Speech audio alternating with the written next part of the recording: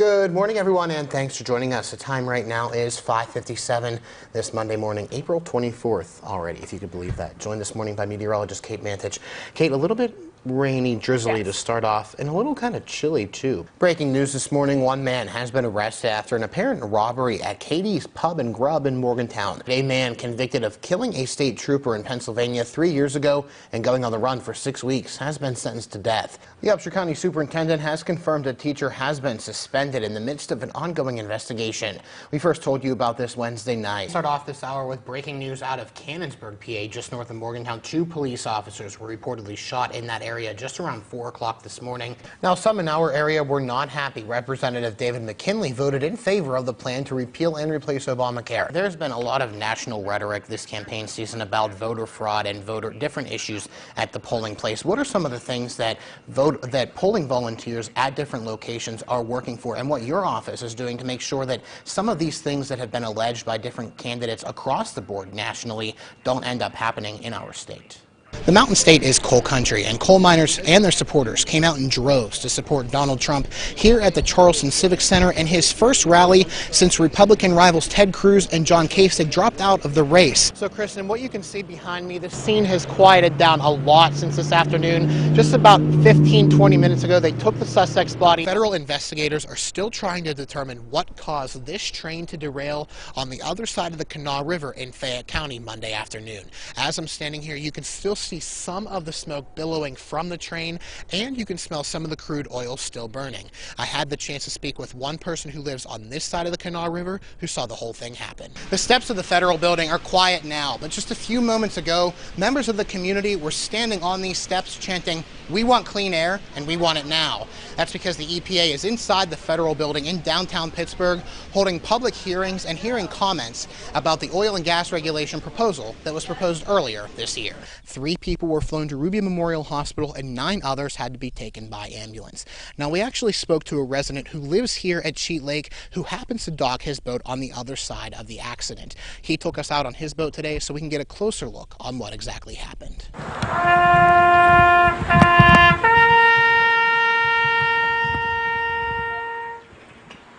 An annual 9/11 ceremony at Philip Barber High School turned into a memorial service for one of their students who lost his life in a car accident earlier this week. James Bell was the type of person who did everything all the way, all the time. Those who knew him say he lived every day to the fullest, or as his coach says, full throttle. James Bell was just full throttle. He did everything at 100%. He was the type of kid who would train, who would practice hard. Bell was a senior honor roll student this year at Philip Barber High School. He loved wrestling and was a martial arts instructor. Aside from that, he loved helping out those who needed it the most. He didn't keep to himself. He was out there for everybody.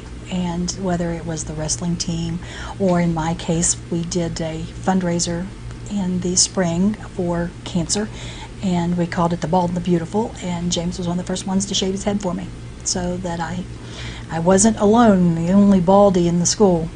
Though he may no longer walk through the halls of PBHS, Bell's legacy lives on. James has set the bar for all the kids who knew him to be a better person. And I don't know that there's any better legacy you can leave behind than people making the place better. But since many people already know about the Black Dot campaign, will drawing a black dot on your palm like this actually do any good? And for the rest of this week, this entire area will be known as Tent City. Tent City is an event that started last year for ESPN's College Game Day. And even though they're not coming back to Morgantown this year, organizers wanted to bring the event back, and this time give back to charity. Now, a few hours ago, we showed you a shot of Lodgeville Road, just a few hundred feet down from the 5 News studios when the snow first started falling. Now, as you can see right behind me, Lodgeville Road is completely covered in snow, and it's expected to get worse overnight. One man from Utah decided to make his 26th triathlon stop in the same amount of days here in Morgantown on Wednesday. His goal is even crazier: 50 Ironmans in 50 days in all 50 states. Meet Samantha. Samantha is a 10-year-old fourth grader from Cheat Lake and enjoys doing anything a typical 10-year-old girl does. She is also a member of the Girls on the Run program at Cheat Lake Elementary and is one of 3 national winners of the organization's 1 in a Million competition. She says she's excited, but she's humble. I'm pretty excited. Again, there were some pretty good entries out there that could have won too. On her submitted contest drawing, Samantha says she is unique because there is only one of her, because she loves animals and that she is kind. She is also unique because she is deaf. She can only hear because of cochlear implants. Samantha was born hearing, so she lost her hearing over the course of about 6 to 10 months. Progressive loss, unknown reason. So we went through a lot to get them.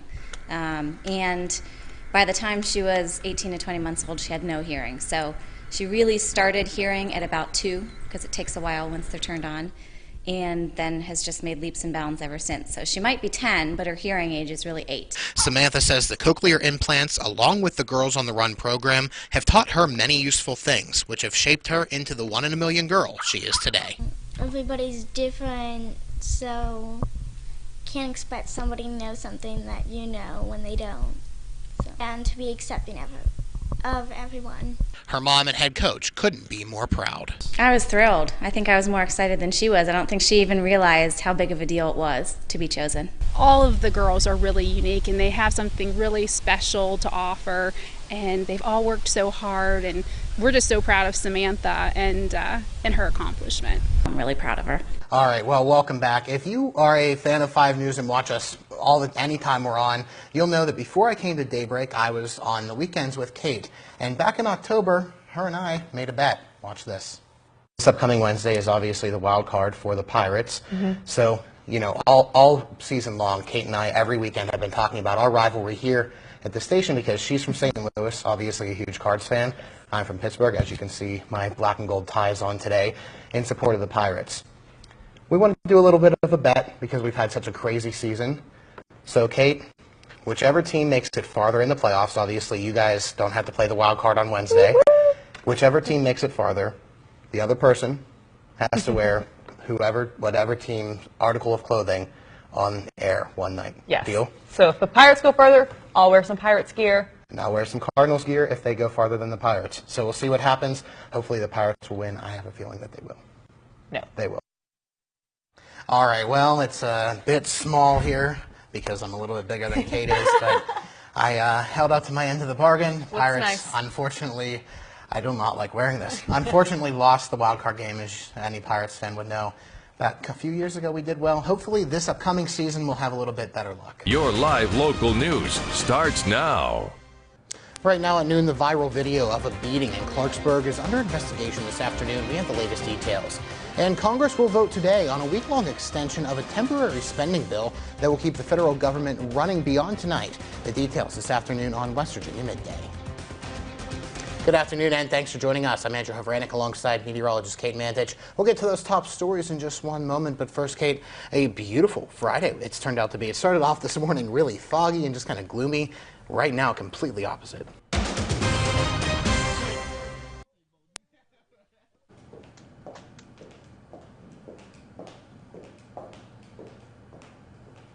Now, what you just saw there is just one of many disturbing moments from a video that appears to show several people beating and robbing one man in Clarksburg.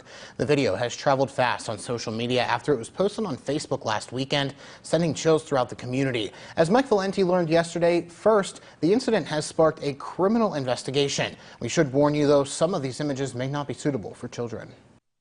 Now, if arrested, those suspects could face kidnapping and robbery charges, but the investigation is still unfolding, and police are still trying to get more information out of the victim.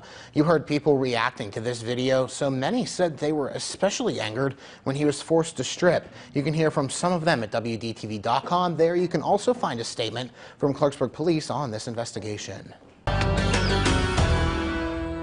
The Upshur County Superintendent has confirmed a teacher has been suspended in the midst of an ongoing investigation. We first told you about this Wednesday night. Buchanan is buzzing after news about inappropriate pictures of a high school teacher allegedly circulating through the student body.